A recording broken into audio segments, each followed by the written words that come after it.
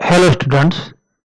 आज हम 11th and 12th और बीएससी एंड एमएससी के स्टूडेंट के लिए केमिस्ट्री प्रैक्टिकल एग्जाम में उपयोगी वॉल्यूमेट्रिक एनालिसिस के कुछ इंपॉर्टेंट वाया वाक्य क्वेश्चन देखेंगे। Question number 1, what is volumetric analysis? A process in which measure the volume of a solution of a non-concentration that is required to react completely with the solution of non-volume but unknown concentration are called volumetric analysis or titrimetric analysis. Volumetric analysis quantitative analysis की एक chemical method है जिसमें एक ऐसी procedure जिसमें unknown concentrate वाले solution के non volume को कॉनिकल फ्लास्क में लेके उसके साथ कंप्लीट रिएक्शन के लिए नॉन कॉन्सेंट्रेट सॉल्यूशन कॉन्सेंट्रेट वाले सॉल्यूशन के कितने वॉल्यूम रिक्वायर है वो तय किया जाता है। इसलिए इस प्रोसीजर को, इस एनालिसिस को वॉल्यूमेट्रिक एनालिसिस कहते हैं या टाइट्रीमेट्रिक एनालिसिस कहते हैं। Question number 2, what is titration? The process of adding one solution from the burette to another in the conical flask in order to complete the chemical reaction involved is known as titration. Volumetric analysis में एक solution burette में fill up किया जाता है, दूसरा analyte का solution conical flask में लिया जाता है। यहाँ कॉनिकल फ्लास्क के सॉल्यूशन में ब्यूरेट में से सॉल्यूशन ऐड किया जाता है और कॉनिकल फ्लास्क में लिए गए एनालाइट के सॉल्यूशन के साथ कंप्लीट रिएक्शन के लिए ब्यूरेट में से सॉल्यूशन ऐड किया जाता है। इस टाइप की प्रोसीजर को टाइट्रेशन कहते हैं। What is the purpose of volumetric analysis? Volumetric analysis का पर्पज यानी कि हेतु क्या है? The purpose of volumetric analysis is to determine the amount of substance in a solution of unknown concentration.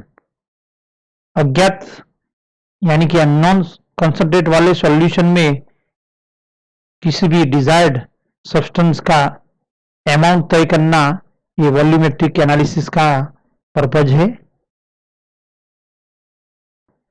Question number 4, what is standard solution?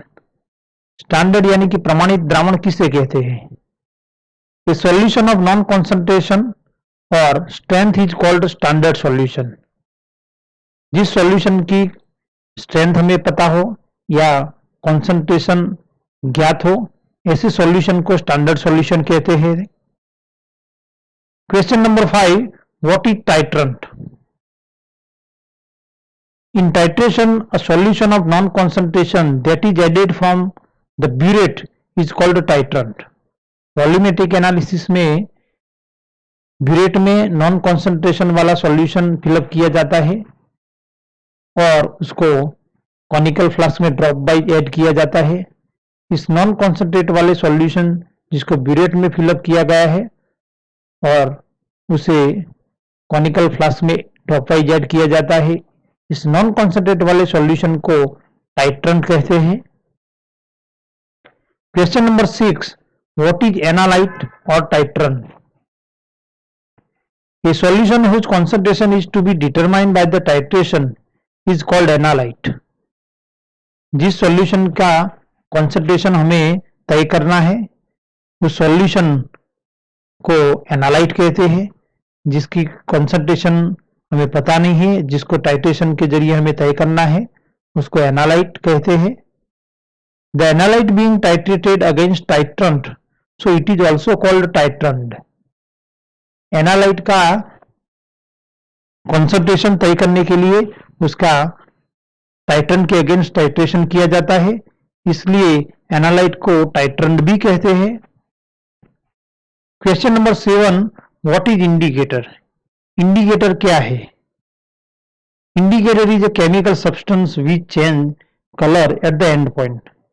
Indicator एक chemical substance है जो volumetric analysis में टाइट्रेशन के दौरान कलर चेंज के जरिए reaction complete हुई है कि नहीं वो बताता है। show the reaction completion of reaction। ऐसे केमिकल सब्सटेंस को इंडिकेटर कहते हैं। Question number 8, give the types of indicator used in volumetric analysis. Volumetric analysis में जो इंडिकेटर यूज किए जाते हैं उसके प्रकार बताए। 3 टाइप के इंडिकेटर वॉल्यूमेट्रिक एनालिसिस में यूज किए जाते हैं, self indicator, internal indicator and external indicator. Question number 9, what is equivalent point. Equivalent point किसे कहते हैं? During titration at which point the reaction is complete between analyte and titrant is known as the equivalent point of titration. Volumetric analysis में conical flask में analyte का exact volume लिया जाता है और उसका नॉन कॉन्सेंट्रेट वाले सॉल्यूशन टाइट्रेट के अगेंस्ट टाइट्रेशन किया जाता है। यहाँ वॉल्यूमेट्रिक एनालिसिस में एनालाइट और टाइट्रेंट के बीच रिएक्शन होती है। जब एनालाइट के कंप्लीट रिएक्शन के लिए टाइट्रेंट को ऐड किया जाता है, तब जब एनालाइट की टाइट्रेंट के साथ रिएक्शन कंप्लीट हो जाती है, ऐसे पॉइंट को इक्विवेलेंट पॉइंट कहते हैं। यानी कि इक्विवेलेंट पॉइंट पे एनालाइट और टाइट्रेंट दोनों का इक्विवेलेंट कॉन्सेंट्रेशन सेम होगा, यानी कि दोनों इक्वल अमाउंट में होंगे। Question number 10, what is end point. During titration at which point indicator show colour change is known as the end point of titration. Equivalent point पे analyte और titrant दोनों के क्वांटिटी सेम होती है। Equivalent point पे indicator colour change नहीं बताता, लेकिन यहाँ एनालाइट और टाइट्रेंट के बीच रिएक्शन कंप्लीट होने के बाद जब ब्यूरेट में से टाइट्रेंट का एक ड्रॉप कॉनिकल फ्लास्क में ऐड करते हैं, तब इंडिकेटर कलर चेंज बताता है। यानी कि टाइट्रेशन के दौरान जब इंडिकेटर कलर चेंज शो करता है तो ऐसे पॉइंट को एंड पॉइंट कहते हैं। Question number 11, what is mean by nozzle part of the burette. Burette का नोजल पार्ट किसे कहते हैं? Bottom part of the burette that is from stopcock of the portion where liquid flows. Burette में निचले part वाला portion जहां stop Kock लगा हुआ होता है, जहां से लिक्विड फ्लो करता है, उससे bottom part of the burette that is from stopcock से ऊपर वाला ब्यूरेट का निचले वाला हिस्सा, उसको नोजल पार्ट कहते हैं।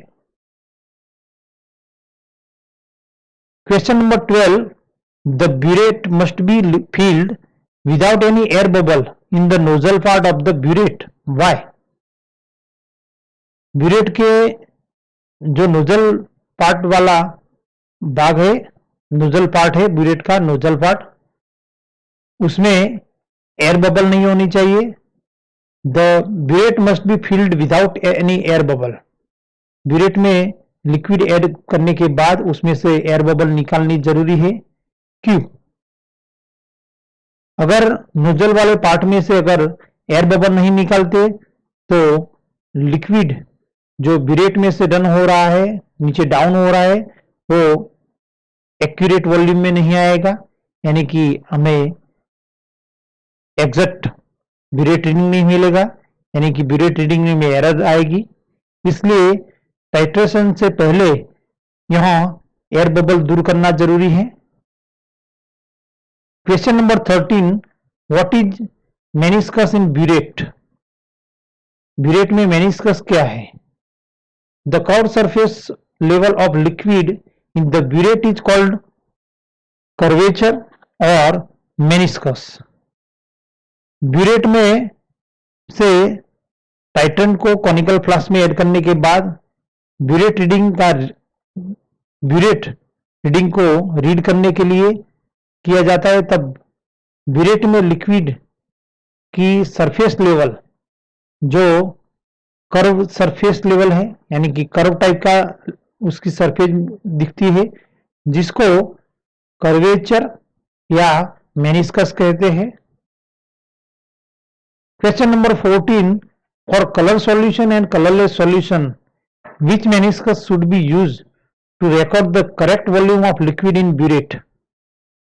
टाइट्रेशन के दौरान जो ब्यूरेट में लिक्विड है उसका करेक्ट रिकॉर्ड यानी कि करेक्ट वॉल्यूम तय करने के लिए अगर कलर्ड सॉल्यूशन है एंड कलरलेस सॉल्यूशन है तो कौन सा मेनिस्कस हमें लेना चाहिए?